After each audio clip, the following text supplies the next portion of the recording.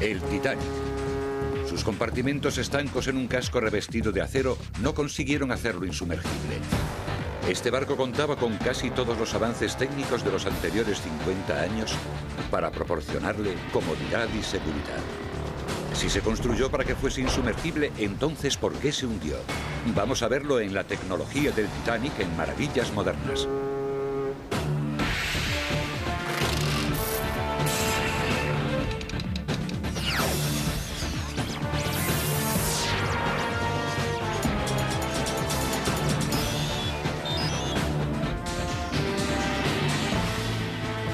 La tecnología del Titanic.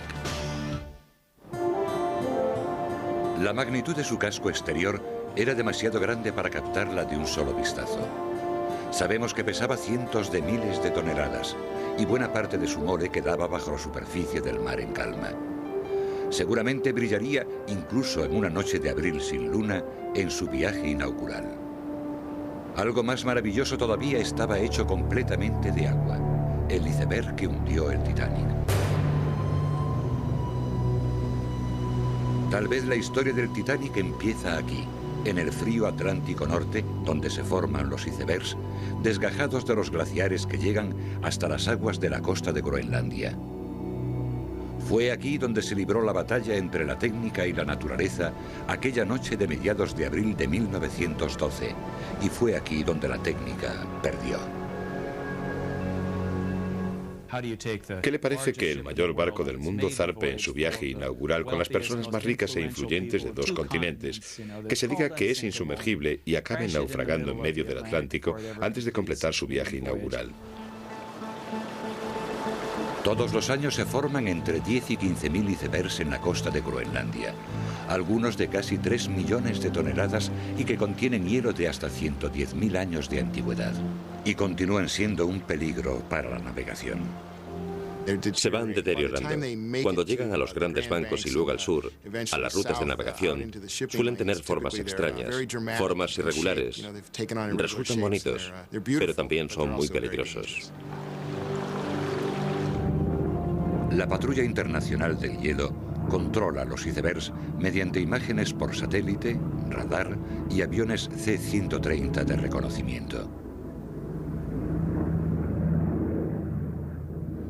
Nuestra misión es localizar los icebergs. Después trazamos una línea imaginaria en el océano para seguridad de los barcos que transiten esa zona. Si permanecen al sur de esa línea y al este de ella, no se van a encontrar con un iceberg como le pasó al Titanic. Tratamos de predecir su deriva y su deterioro, porque un navegante no quiere saber dónde está cuando lo encontramos, sino dónde va a estar cuando llegue allí para no vérselas con la ley de la física, que rige cuando dos tratan de ocupar el mismo espacio físico. La Patrulla del Hielo se creó tras la catástrofe del Titanic y se le encargó el control de los icebergs en las rutas marinas del Atlántico Norte. La patrulla es efectiva en un 100%, ya que desde que empezó a funcionar allá por 1913, incluso antes de su ratificación oficial, nadie que se haya atenido a nuestros límites ha chocado contra un iceberg. Los barcos siguen chocando contra icebergs, pero al ocurrir dentro de la zona de la patrulla, por supuesto, nunca ha habido una catástrofe que se acerque siquiera al número de muertos del Titanic. Una vez al año, el 15 de abril, aniversario del hundimiento, la patrulla lanza una corona cerca del lugar donde se hundió el Titanic en recuerdo de las aproximadamente 1.500 vidas perdidas. Había un contraste enorme entre la simplicidad del iceberg y el Titanic de la compañía White Star, por entonces el barco más grande que existía, con 265 metros de eslora, 277 de manga y 53.000 toneladas.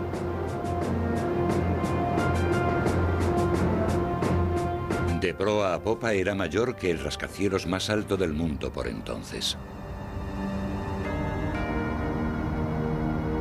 Cuando estaba a flote en el mar, el barco aún era tan alto como un edificio de 11 pisos.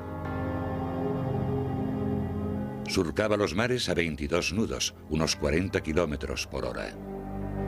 Sus constructores lo consideraban prácticamente insumergible, porque en él habían aplicado toda la experiencia técnica acumulada en medio siglo de construcción de grandes cruceros.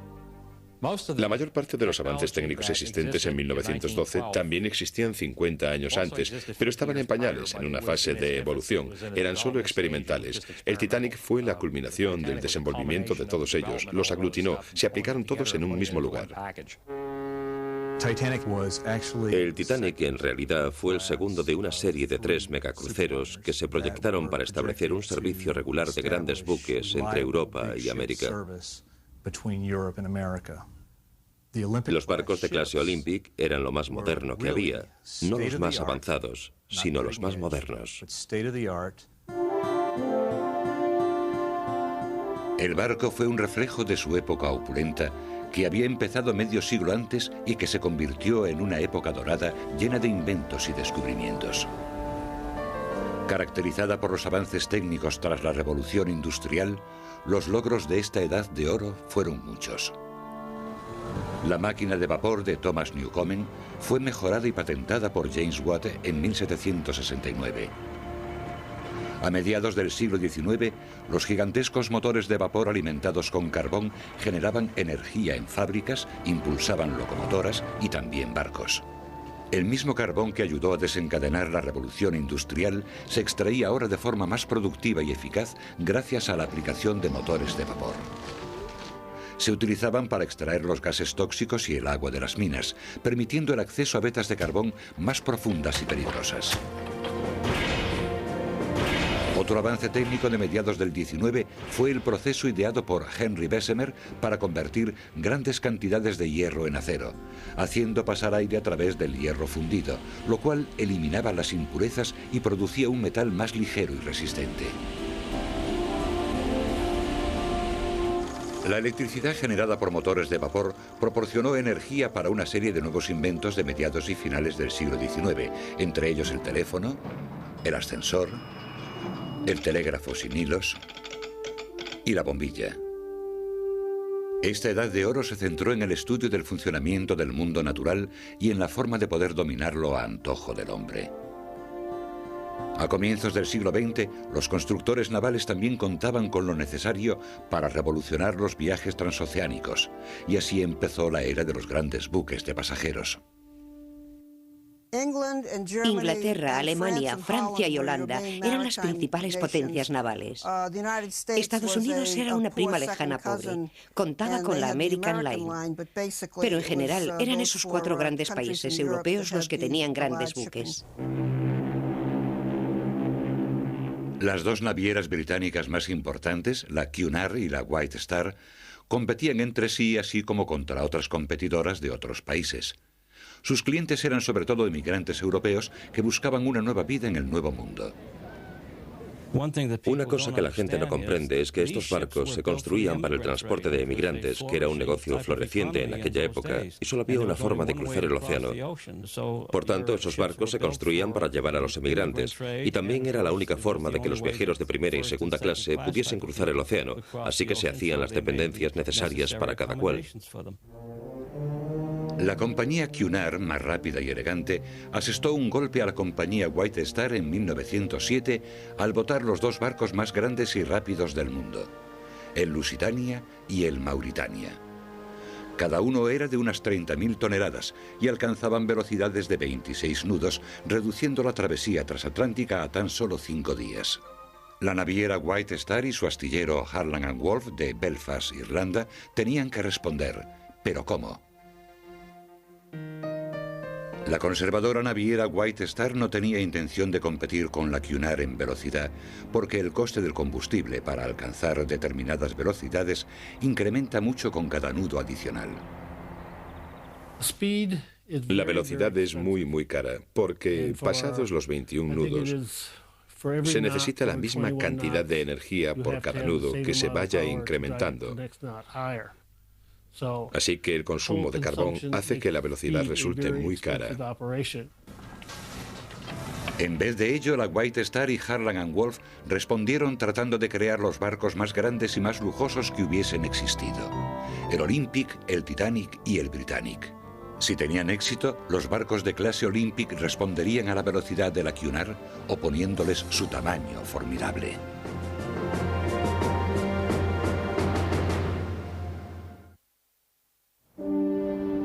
La construcción del Titanic empezó el 31 de marzo de 1909, 3 meses después que la de su hermano gemelo, el Olympic. Aquí, en Belfast, Irlanda del Norte, en el astillero de Lord Pirrie, Harland and Wolff, en el mar de Irlanda.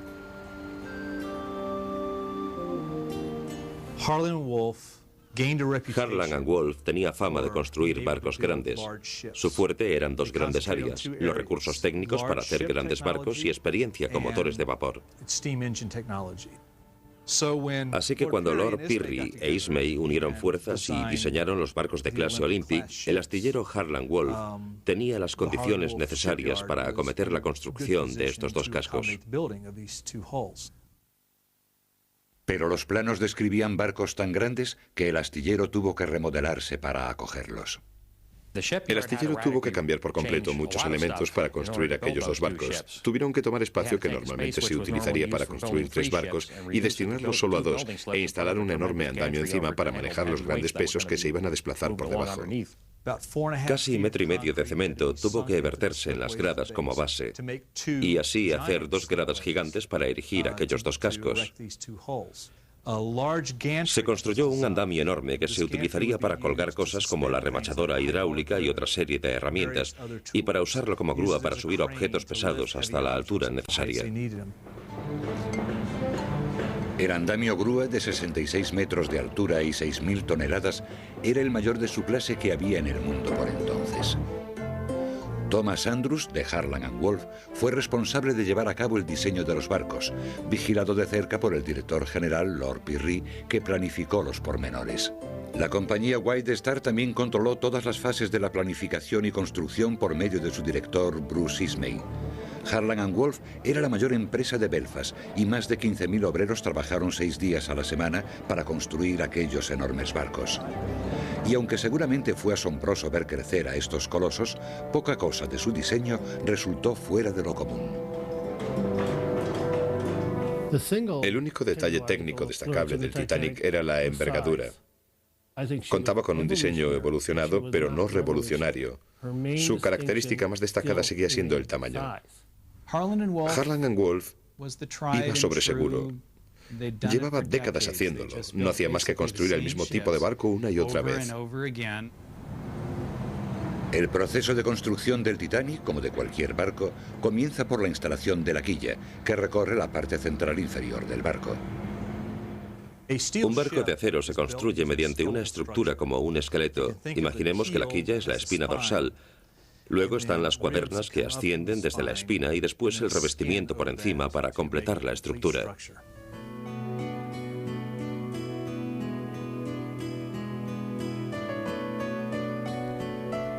Tanto el Olympic como el Titanic contaban con doble fondo o espacio estanco entre la quilla y la cubierta inferior del barco. El principal fin de este rasgo común era la seguridad y, en segundo lugar, almacenar agua para lastre. Poner doble casco a los barcos, es decir, añadir otro casco de acero exterior al casco existente, habría incrementado su seguridad, pero habría resultado caro y poco habitual en la época. Luego las cuadernas iban en sentido ascendente. Había un espacio de casi 1 metro por lo general entre una y otra a lo largo de todo el barco.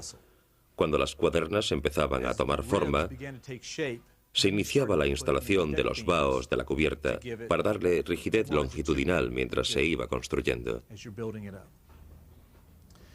Una vez hecho el esqueleto, un proceso que duraba más o menos 1 año, se empieza con el revestimiento.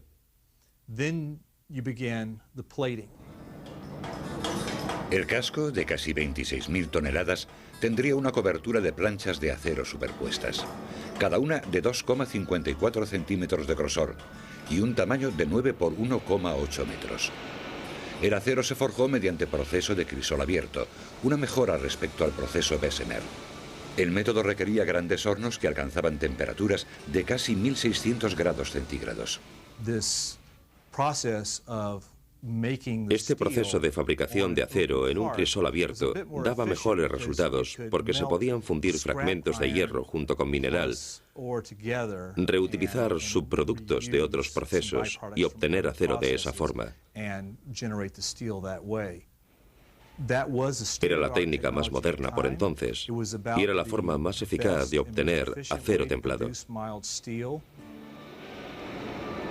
El acero usado en el Olympic, el Titanic y otros muchos barcos de aquella época era propenso a la microfragmentación, un defecto que producía minúsculas fisuras, sobre todo en torno a los orificios de los remaches.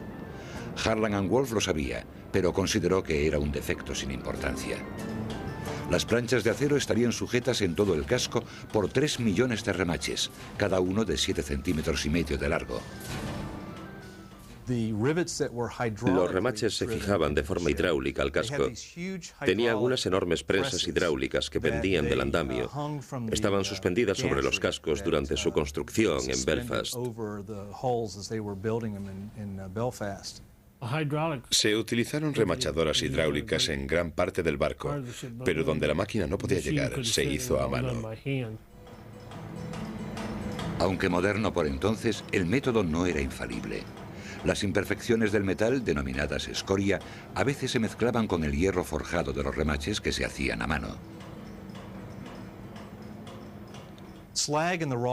La escoria en los remaches de hierro forjado se debe al hecho de que ni el proceso Bessemer ni el de crisol abierto para fabricar acero eran perfectos para extraer todas las impurezas. Algunas acaban mezclándose con el metal del remache, y esa escoria debilitará el remache. Aunque esos remaches no tenían la calidad exigida hoy, eran de la mejor calidad disponible por entonces y se consideraban totalmente aceptables. Dentro del casco había 15 mamparos que separaban 16 compartimentos estancos, alineados en el fondo del barco. Prácticamente todos los barcos, como el Titanic, habrían tenido similares mamparos de aislamiento. Incluso si se dañaban los 4 compartimentos de proa o 2 de los laterales, el barco no se hundiría. Y era raro que en una colisión resultase dañado más de un compartimento. No obstante, los mamparos no llegaban hasta la cubierta superior porque los diseñadores no lo consideraron necesario. Basándose en el número de compartimentos dañados con que podía sobrevivir el barco, el agua que inundaba los compartimentos no debería llegar a desbordar los mamparos. Si el agua llegaba a desbordarlos, querría decir que había más compartimentos dañados de los que permitirían aguantar a flote, y el barco experimentaría una pérdida fatal de flotabilidad, con lo que se hundiría tanto si el agua superaba los mamparos como si no. En Harland & Wolff fueron muy sensatos y prácticos en cuanto a la aplicación de lo que la experiencia les había enseñado y lo que iban a usar en sus barcos. Se preocuparon de la seguridad, la comodidad. Irónicamente, la seguridad se basó en los compartimentos estancos, etc. El 31 de mayo de 1911, el casco del Titanic fue botado desde el andamio de construcción, casi 7 meses después de que se botara el casco del Olympic en 1910. Unas 100.000 personas contemplaron desde el astillero cómo se deslizaba el barco desde la grada hasta el río Lagan con ayuda de más de 22 toneladas de lubricante compuesto por sebo, jabón y aceite de tren. Un obrero resultó muerto antes de la botadura, la segunda muerte ocurrida en la construcción. Por desgracia, el obrero estaba quitando postes de sustentación desde abajo y uno le cayó encima y murió posteriormente en un hospital de Belfast. Las vidas perdidas había que considerarlas como gajes del oficio, y el promedio de bajas esperado era de un muerto por cada 100.000 toneladas construidas. Además del coste humano estaba el financiero. El Titanic acabaría costando a Harland & Wolff $7,5 millones, equivalentes a más de 120 millones actuales. Pero en este momento el barco no era más que un casco vacío.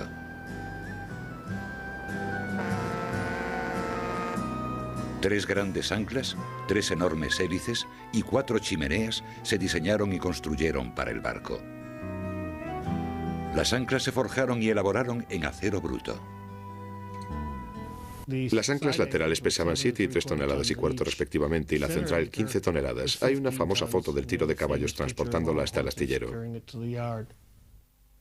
2 hélices laterales de 3 aspas, de 7 metros de diámetro cada una y un peso por hélice de 38 toneladas. Una hélice central de 4 aspas, de 5 metros de diámetro y un peso de 22 toneladas. Las hélices se hicieron en el propio astillero de Harland & Wolff, que contaba con una fundición donde hacían determinadas piezas. Allí se forjaron las hélices laterales y las aspas de bronce, al igual que la hélice central de 4 aspas, que también era de bronce manganeso. 4 chimeneas ovaladas se alineaban en el centro del barco. 3 de las 4 chimeneas eran necesarias para ventilación de los gases y humos de combustión de la sala de calderas. La cuarta no se usaba para dar salida a estos gases. Se añadió por estética en parte, pero también se usaba como ventilación para las salas de turbinas, y además contaba con una tubería que ascendía desde las cocinas y ventilaba el humo del carbón de los fogones y hornos. Más de 2.000 ojos de buey y ventanas tachonaban el barco. Se añadieron 2 mástiles de 62 metros de altura, uno con una grúa para levantar automóviles y una escalera interior para subir hasta la cofa, donde se vigilaba, entre otras cosas, la aparición de icebergs. Llevaría casi un año completar el equipamiento del Titanic. El equipamiento es, en suma, lo que completa el barco. Coges un cascarón vacío y lo transformas en un palacio flotante. Harland & Wolff empezó a instalar ahora no solo el mobiliario, la tapicería y carpintería, sino los medios técnicos que harían del Titanic una exposición de los logros edwardianos. Aunque el Titanic era el barco más grande del mundo, los 3 barcos de la clase Olympic se diseñaron para que midiesen 265 metros de eslora. El Olympic y el Titanic se construyeron partiendo exactamente de los mismos diseños. Tenían la misma eslora, el mismo peso y la misma altura. En un principio se diseñaron para que fuesen completamente idénticos. Pero las modificaciones hechas en el Titanic incrementaron su peso hasta las 53.000 toneladas, haciendo que fuese el más grande. Y resultaba igual de impresionante por dentro que por fuera. La principal fuente de energía del Titanic procedía del vapor. El vapor generado impulsaba el barco, suministraba energía a todos los dispositivos eléctricos de a bordo, hacía funcionar la refrigeración, lo hacía funcionar todo. Había 6 salas de calderas que ocupaban un espacio de unos 96 metros a lo largo del barco. En el casco se instalaron 29 calderas de 5 metros de altura. Al lado de las calderas estaban los motores del barco, 2 motores alternos y una turbina de vapor. Los 2 motores impulsaban las hélices laterales o hélices exteriores. Cada uno de estos motores alternos tenía un cilindro de alta presión, un cilindro de presión intermedia y otro de baja presión, y cada uno de ellos impulsaba un pistón del cigüeñal. El vapor entraba aproximadamente a 14,76 kilos por centímetro cuadrado al cilindro de alta presión. Era expulsado por los cilindros de alta presión al de presión intermedia a 5,48 kilos por centímetro cuadrado. Y después del intermedio pasaban al de baja presión a 1,68 kilos por centímetro cuadrado. Después de que el vapor salía del cilindro de baja presión, todavía era aprovechado en el vacío de las tuberías cerradas. En el caso del Titanic, tomaban ese vapor residual que salía del motor a 0,63 kilos por centímetro cuadrado y lo desviaban hacia una turbina de baja presión que utilizaba el vapor para impulsar miles de palas fijadas a los rotores. La turbina propulsaba la hélice central. Después de eso, el vapor sobrante se conducía a unos condensadores, se transformaba de nuevo en agua y se enviaba a las calderas mediante un circuito cerrado. El rendimiento era óptimo. Tan solo 50 años antes los barcos no contaban con este tipo de dispositivo y gastaban enormes cantidades de combustible. El barco podía transportar cerca de 6.000 toneladas de carbón. Empleando aproximadamente 625 toneladas de carbón al día, a una velocidad de 22 nudos, los motores del Titanic producían entre 46.000 y 50.000 caballos de vapor. Pero eso no es todo lo que hacían, sino que también generaban electricidad. La planta eléctrica del Titanic constaba de 4 generadores. Cada uno de ellos tenía un motor acoplado a una dinamo de 400 kilovatios que generaba la corriente directa de 100 voltios que se usaba en el barco. Se empleaba para muchas cosas, pero sobre todo la electricidad se utilizaba para ventilación, para hacer funcionar los ventiladores, para calefacción, para los radiadores eléctricos de todo el barco y también para la iluminación. La electricidad era relativamente nueva en los barcos de pasajeros y en el Titanic se usó con más profusión que en ningún barco anterior, con 320 kilómetros de cable eléctrico y más de 10.000 bombillas que iluminaban el barco casi en exceso. También alimentaba uno de los 3 circuitos cerrados de telefonía de a bordo. De ellos, uno tenía una centralita de 55 teléfonos y otro conectaba la cofa con el puente. La electricidad alimentaba el equipamiento del gimnasio de primera clase, los radiadores de las habitaciones de primera clase e incluso los baños turcos de la cubierta F. Había baños turcos en otros barcos, pero este era... Aplicaron todos los recursos en el Olympic y el Titanic. Había una sala de refresco en estilo árabe muy ornamentada, una sala para aplicar champú, una sauna caliente, otra de vapor. Otra novedad relativa eran los 4 ascensores. 3 para primera clase y, en un gesto poco corriente, 1 para segunda. Los de tercera clase usaban las escaleras. Las selectas suites de primera clase tenían su propio baño privado, un auténtico lujo en aquella época. Sin embargo, los 710 pasajeros de tercera compartían solo 2 bañeras. Pero en un viaje tan corto, muchos de los pasajeros se quedarían sin su baño semanal si esperaban hasta el final del viaje. 3 circuitos de agua suministraban agua potable, agua destilada para la colada y los cacharros y agua de mar para los baños y retretes. Unos pequeños tanques también proveían agua a los lavabos de algunas habitaciones. Los pasajeros de primera también podían disfrutar de una piscina de 9 metros de largo por 4 de ancho. Un lujo solo visto en otro barco antes que en el Olympic y el Titanic, pero a una escala mucho menor. El 20 de septiembre de 1911, el plan de construcción del Titanic queda interrumpido. Cuando al Titanic todavía lo estaban equipando, el Olympic choca contra otro barco. La construcción del Titanic se deja a un lado, ya que los obreros deben ocuparse en reparar el boquete del casco del Olympic. Algunos sostuvieron que el enorme tamaño de los barcos, en comparación con sus timones, disminuye su capacidad de maniobra. Con una altura como 5 plantas y un peso de 101 toneladas, no puede decirse que el timón fuese pequeño, pero ¿tenía el tamaño suficiente para un barco tan grande? Se ha hablado mucho de que el timón era demasiado pequeño. Es otro de los mitos. Basándonos en datos que todavía existen de los juicios del Olympic, los radios de giro y la cantidad de tiempo que llevó cambiar la dirección de ese barco fueron perfectamente aceptables para los baremos actuales. Sin preocuparse de que la colisión del Olympic pudiese ser el resultado de un defecto de diseño, Harland & Wolff efectuó las pruebas de navegación del Titanic probando los dispositivos del barco. El 2 de abril de 1912, sometiendo el barco a todo tipo de giros y maniobras, sus satisfechos propietarios no ven motivo para posponer el viaje inaugural del Titanic, fijado para 8 días después, el 10 de abril de 1912. El Titanic zarpó de Southampton rumbo a Cherburgo el 10 de abril de 1912 con unos 1.300 pasajeros, incluido el diseñador del barco, Thomas Andrews, y el presidente de la naviera White Star, Bruce Ismay. Edward John Smith, veterano capitán de barcos de la White Star, quizás pensó hacer este viaje inaugural como broche final de su carrera. Se incorporó a una tripulación de casi 900 personas que condujeron a los pasajeros hasta sus respectivas cubiertas. El lujo resultaba evidente de inmediato, al menos para los pasajeros de primera y segunda clase. Uno de los salones de primera clase estaba incluso decorado rememorando el Palacio de Versalles. Pero la auténtica joya arquitectónica del barco era una escalinata de madera de 5 plantas. A mi entender, la grandiosa escalera del Titanic era desde luego su detalle arquitectónico más bonito y atractivo. Nunca he visto nada semejante antes o desde entonces en otro barco. Me parece perfecta. La cúpula que la coronaba era perfecta, ni demasiado recargada ni muy poco. Con todo, no era única. Otros barcos tenían escalinatas de varias plantas. Aunque la elegancia del Titanic era innegable, también era anticuada. Los carpinteros de Harland & Wolff construyeron el mismo tipo de mobiliario, instalaron el mismo tipo de tapicería y las mismas ventanas de vidrios de colores que los utilizados en barcos anteriores. Estilísticamente emplearon pocos elementos nuevos.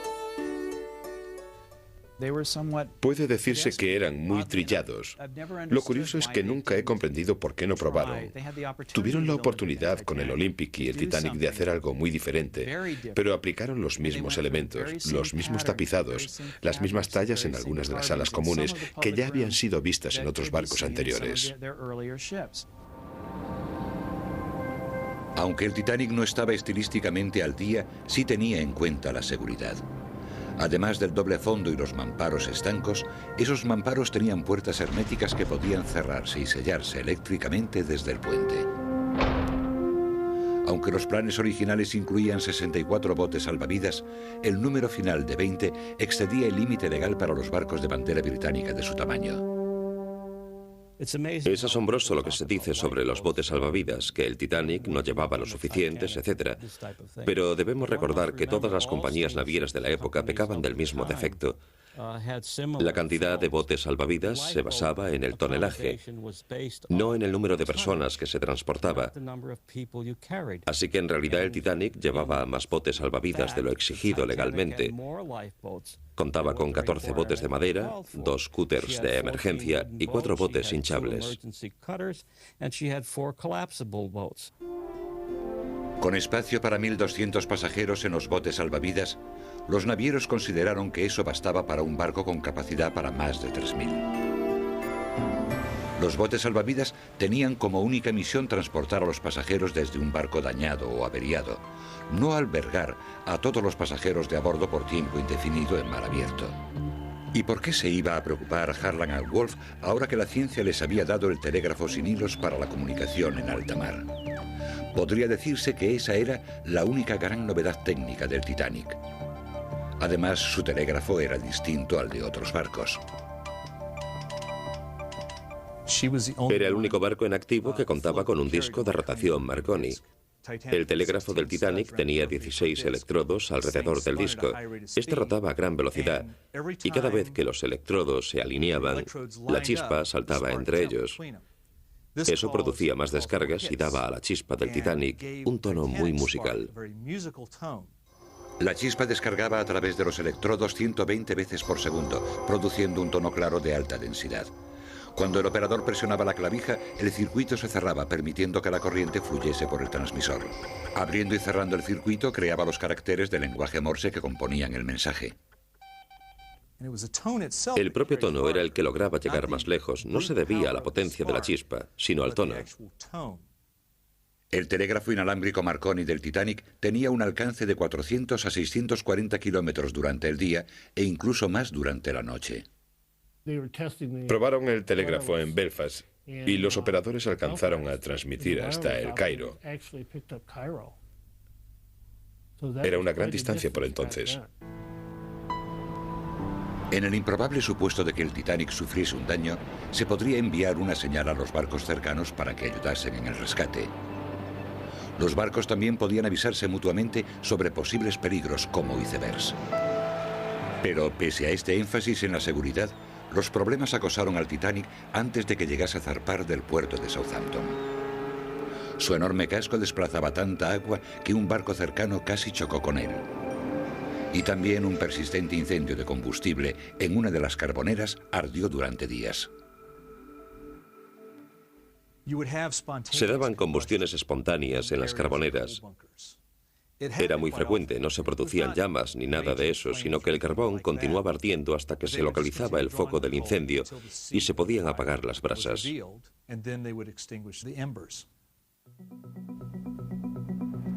El Titanic hizo 2 paradas sin importancia antes de poner rumbo a América, con solo unos 2.200 pasajeros y tripulantes. Los telegramas de felicitación se mezclaron con los avisos de icebergs en la ruta. Cuando estos llegaron al puente, el capitán Smith ordenó que el barco tomase una ruta más al sur. Una avería de 6 horas del telégrafo del barco se sumó a un retraso en los mensajes, incluidos los avisos de icebergs emitidos el fin de semana. El domingo 14 de abril, reparado por fin el telégrafo y extinguido el incendio del carbón, el barco viajaba casi a toda potencia, 22 nudos. Era una noche sin luna y el mar estaba muy en calma. Las aguas tranquilas y oscuras pueden ser agradables para los pasajeros, pero malas para localizar icebergs, ya que no se forman olas contra el hielo y la luz de la luna no se refleja en ellos. Pero a las 11:40 de la noche un aviso de alarma sonó desde la cofa. Había un iceberg delante del barco. Aunque el Titanic se echaba encima de él, no había otro crucero en el mundo mejor preparado para soportar este tipo de colisión. El Titanic se dirigía a un iceberg que se hallaba justo en su rumbo. Los cálculos posteriores revelaron que pasaron 37 segundos desde el momento en que la cofa alertó al puente hasta que el Titanic colisionó contra él. Coincido con Frederick Fleet, que estaba en la cofa del Titanic, el cual dijo que cuando avistó el iceberg parecía un pequeño punto en el horizonte. Pero de inmediato cogió el teléfono que había en la cofa, llamó al puente y dijo: "Iceberg a proa, señor". El iceberg estaba aproximadamente a 1,5 kilómetros del barco, que iba más o menos a 21 nudos. El primer oficial, Murdoch, ordenó virar el timón e invertir los motores para apartarse del peligro, pero no hubo tiempo ni espacio para que el Titanic esquivase el iceberg. En lugar de ello, Murdoch selló la suerte del barco.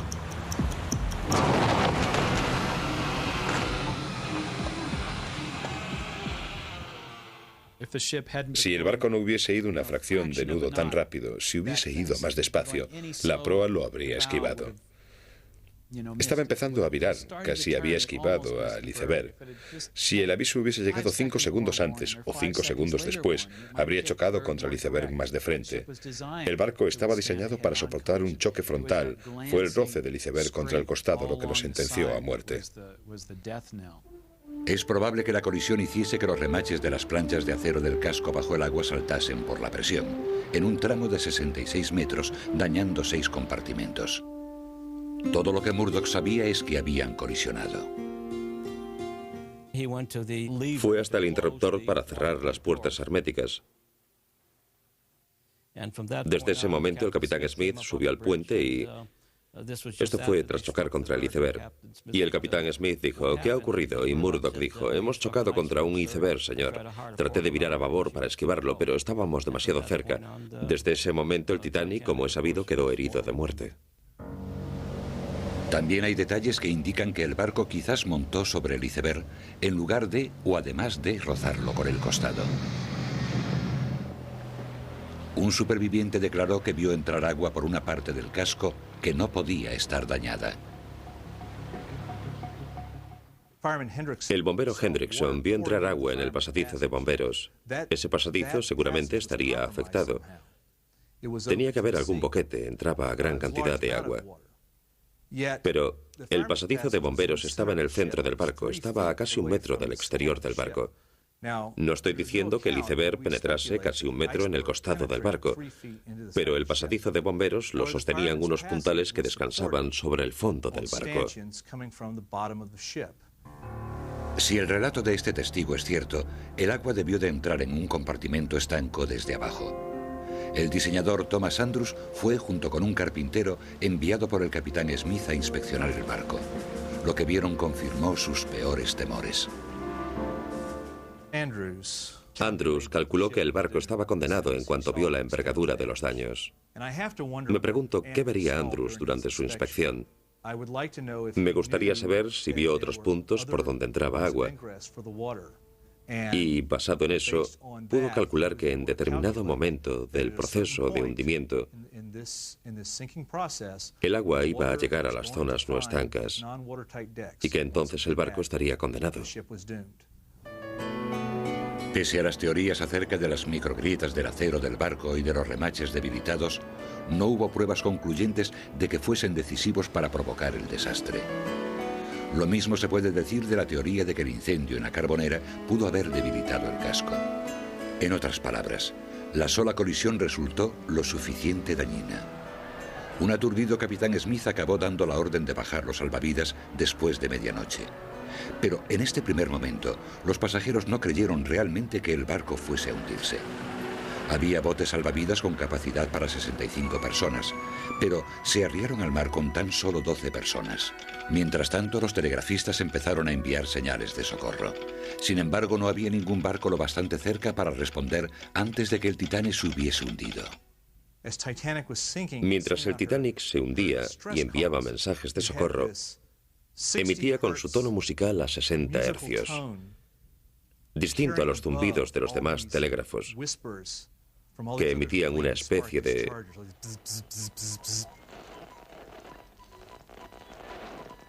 Al oír ese tono musical, que es muy claro y conciso, no cabe duda de que es el Titanic. Y ese mensaje era el estertor agónico del Titanic. En menos de 3 horas, la pérdida de flotabilidad del barco lo impulsó hacia abajo, partiéndolo en 2, entre la tercera y cuarta chimeneas. El barco se deformó desde el fondo hacia arriba. Y luego, al separarse, se rompieron las planchas de acero, se partió la superestructura y las 2 partes se separaron. La quilla era muy fuerte y seguramente mantuvo las secciones de proa y popa unidas durante un rato tras la ruptura. La sección de proa entonces estaba casi inundada por completo y empezó a hundirse. El resto de la historia es una tragedia humana, no técnica. Unas 700 personas lograron subir a los salvavidas. Más de 1.500, no. Tras menos de media hora desde el hundimiento del barco, la hipotermia había silenciado los gritos. El barco Carpathia de la Cunard fue el primero en responder a la llamada de socorro. Llegó a la mañana siguiente y recogió a los supervivientes de los botes, incluido Bruce Ismay, director de la White Star. Llegados a Nueva York, la investigación del Congreso empezó casi antes de que los supervivientes desembarcasen.